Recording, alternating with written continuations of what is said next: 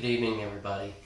It's Saturday night, and wanted to make a follow-on video with one I had a couple of weeks ago. I want to talk a little bit more about pride. I think we addressed it a little bit, but it's one of the things I'm trying to change in myself. And this week, I was talking to somebody, and they kind of called me out on how I was talking about myself, and that I was bragging about some of the things I'd done, and I got to thinking, and I think they're right. I'm not going to really go into detail to protect who it was, because it doesn't really matter, but I do want to talk about pride. And pride to me is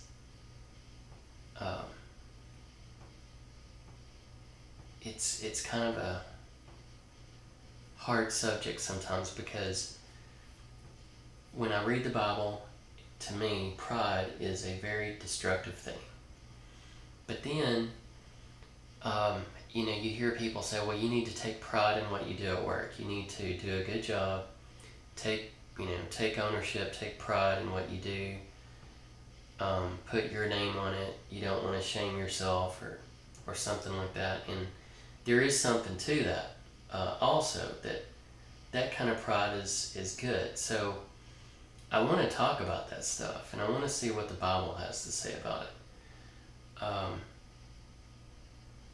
To me, the biggest book about, or the one book that really talks about pride a lot, is Proverbs. Now, if you go in and look in pride, it won't come up a lot. I can't remember how many hits I had in it. It does talk about humility quite a bit. But the book of Proverbs does talk about something called wisdom. And I wanted to start off in the book of Proverbs, chapter 15, verse 33. And the reason I wanted to talk about that is because it kind of, in verse 33 of chapter 15, Proverbs, it relates that being wise is akin to being humble. Let's see. Verse 33, wisdom's instruction is to fear the Lord, and humility comes before honor. Wisdom teaches us to be humble, not prideful. So if we're going to be wise, we're going to have to be humble. What does humility look like? Well, remember I was talking about taking pride in your work. We want to do a good job. Is that a spider? I think it is, but it's gone. Anyway.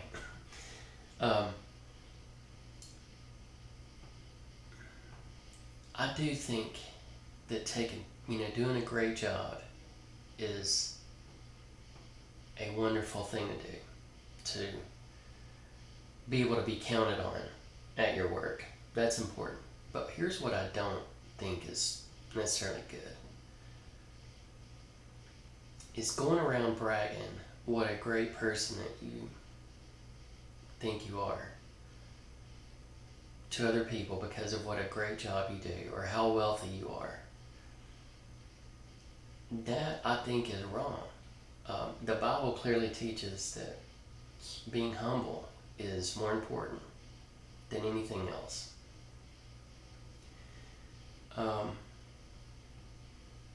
Matthew 23, I'm going to read, I think it's the last part of the first section, real quick. It's a pretty powerful verse, but Jesus pretty much states, what it's going to be like to be a prideful person in the end. And if you're one of my friends, I'm a prideful person, and I'll tell you right now, I don't cover this because of something that I've seen something in someone else this week. It's because I see it in myself, and I want to change it. I want to invite you to help me change this in myself. But in verse 11 of Matthew chapter 23, the greatest among you will be your servant. For those who exalt themselves will be humbled, and those who humble themselves will be exalted. So I thought, what does being humble look like? What does being prideful look like? Well, bragging about yourself, bragging about, how much financial wealth you may have, how great your career is because of how wise and wonderful you really are. I don't think it's right. So what can you brag about? Well, Paul talked about this, bragging about Jesus versus himself. There's a lot for Paul to be proud of himself over, but he wasn't. There's a lot to be humble about what Paul did. He sanctioned the murder of Stephen, and he knew that was against God, so it humbled him. But I think it's okay to be proud of what Jesus did and to want to work hard at work so that you can help people be impressed by your work ethic. And when they ask you, hey, why do you work so hard? Why do you do such a good job? Well, because I want to glorify God. I want to do it for God. Not me, but God. I think that's fine. I don't think there's anything wrong with it.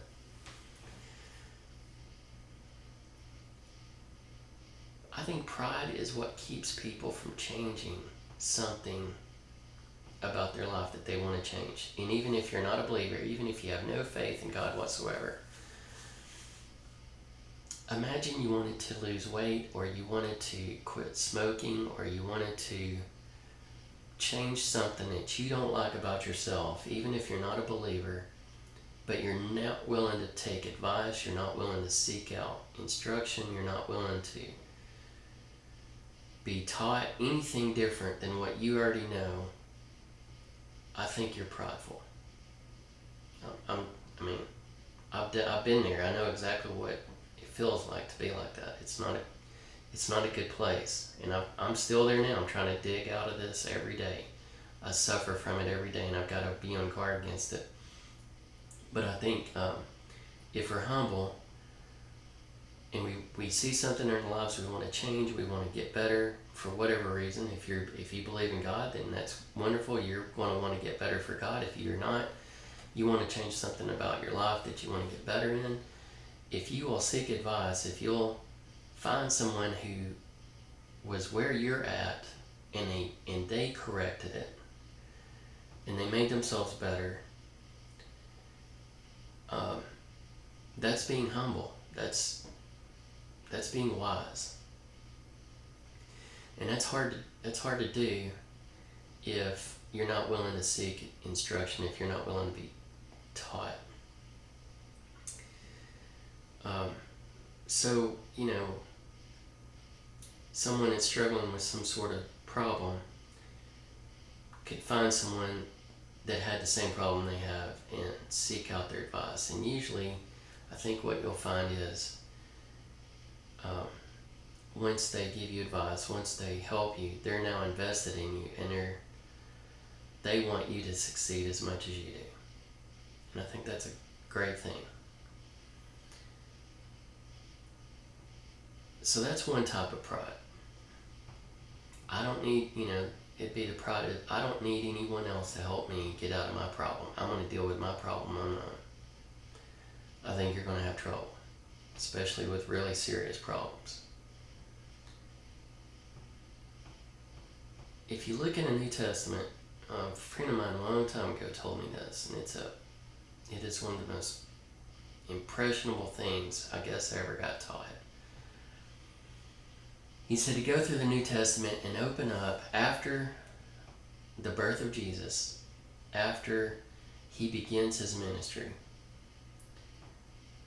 Who is Jesus at odds with? Who is Jesus upset? Is it the tax collectors? Is it the prostitutes? Is it the robbers, the thieves, the crooks? Not really. He's upset with the religious. And this religious pride that comes out over and over and over. It's a kind of pride that kept people in the Old Testament from listening to Moses. It's a kind of pride that kept people in the Old Testament from listening to prophets. And it's the kind of pride that keeps people from listening to Jesus in the New Testament. It's the same pride that kept Paul from being able to go to Thessalonica in the book of Acts in chapter 17. And it's this religious pride that they've already got everything figured out, and they don't need someone pointing out something new to them.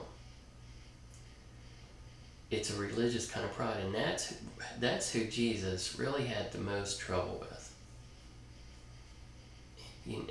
Matter of fact, he even says in one scripture, the thieves and robbers are going to make it into the kingdom of heaven before the Pharisees, before this religious pride that he keeps going. And the challenge that I was given was between the birth of Jesus, after he starts his ministry, until he is arrested, try to find 2 pages in either Matthew, Mark, Luke, or John where he is not at odds with dealing with this religious pride that we're talking about. And I looked, and I'm sure there's a couple of pages where this happens, but it is rare that happens. So who was Jesus upset with? It wasn't the people that I think religious people would be upset with. It is this religious pride thing, and I suffer from it. I've hurt people deeply, and I know that. And I don't want to. I don't want to do that anymore. I want to be the type of person that is approachable, that people want to come to, and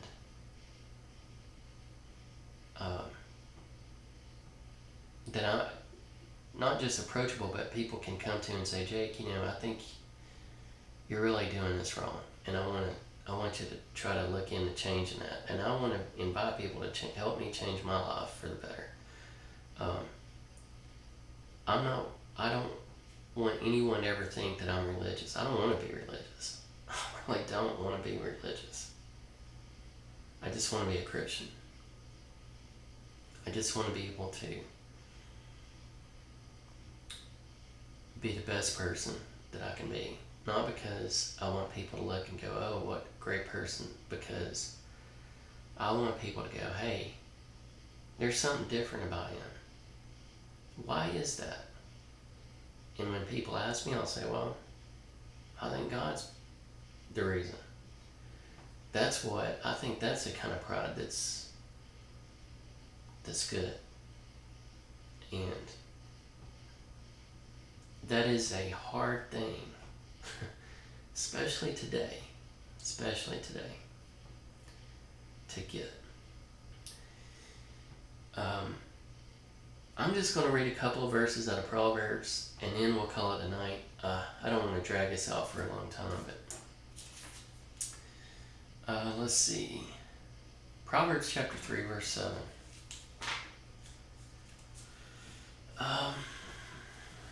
Do not be wise in your own eyes. Fear the Lord and shun evil.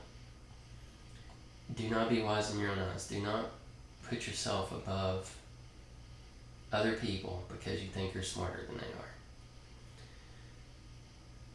I'm not smarter than they. I don't have anything figured out.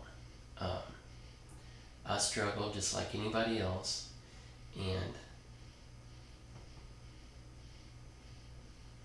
yeah, there's some things that I probably have done that maybe I have an insight in, but it's no different than anybody else. I'm a helicopter pilot. If you want to learn how to fly helicopters, I could probably teach you. If you want to, be an astronaut, I'm not your guy. there's people that can do it. So yeah, there's things that I can give some instruction on, but I'm not doing this video to instruct. I'm doing this because I want people to know that I'm trying to be a better person. That's it. I'm trying to be open. Proverbs chapter 9 verse 8. And there's so many verses in Proverbs. It's all over Proverbs. The book of Proverbs. Even if you're not a believer, if you read the book of Proverbs, man, it's wonderful. Even if you're not a believer, it's some really good wisdom. Proverbs chapter 9 verse 8. Do not rebuke mockers. What is a rebuke? It's someone telling someone they need to change something about themselves. Do not rebuke mockers, or they will hate you. Rebuke the wise, and they will love you. Again, this is a reference. Being wise is being humble.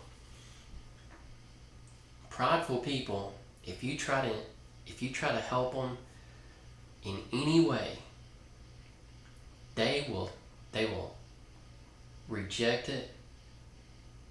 They will talk bad about you behind your back. They don't want no part of being instructed in any way, shape, form. And why? Because they think they've already got everything figured out. And who could tell them anything except for maybe Jesus or Moses showing up? Then they'll probably listen. But if you read the New Testament, when Jesus interacts with these people, they, especially like John 8:31 through like 45, they're like, we're descendants of Abraham, and Jesus like, if you were Abraham's descendants, you'd be listening to me. And then they're like, we listen to Moses. And he's like, well, if you were children of God, you would listen to me, because and they didn't. They didn't want anybody to help them see anything different. When I do a new hire class, you're having to learn a lot of new things in a very short period of time. Those pilots, those students who study together, they learn the most, they do the best, they have the best chance of being the best pilots they can possibly be. Pilots that go off on their own, they can't study with other people because they don't like it. They don't do well.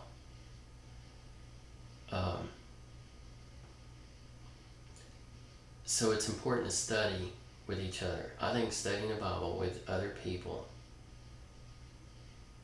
is one of the most critical things that a Christian can do for their own knowledge. And being willing to listen even when you disagree with someone else. Being able to listen and try to learn something is one of the greatest things you can do to increase your Bible knowledge and make you wiser. And I run into a lot of people who do not want anything to do with that. And it worries me.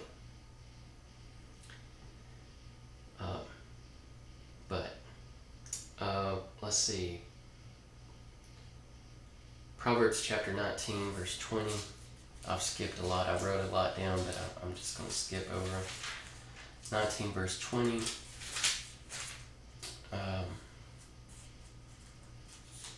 Listen to advice and accept discipline, and at the end you will be counted among the wise.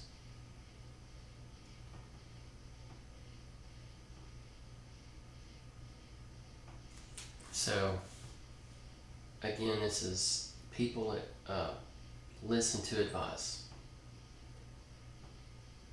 Listen to advice and accept discipline. And in the end, you will be counted among the wise. Humility. Anytime I see the word wisdom in the book of Proverbs, I think you gotta associate the word humility right beside of it. And it's a big deal. Let's see.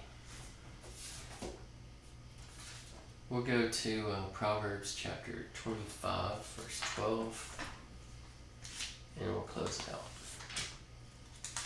25. Verse 12.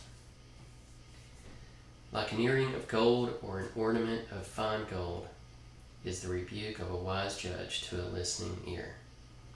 And there again, a rebuke is something where someone comes and tells you, hey, you're doing this wrong. You need to change. That's a rebuke. In my professional career, I can tell you the times that I listened and changed and took advice, I did really good. The times I didn't, and Lord knows there's been many, I struggled deeply, and it cost me a lot.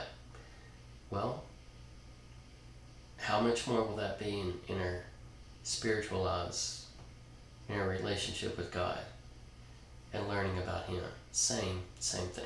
Same thing applies. We're willing to take a lot of professional advice all the time.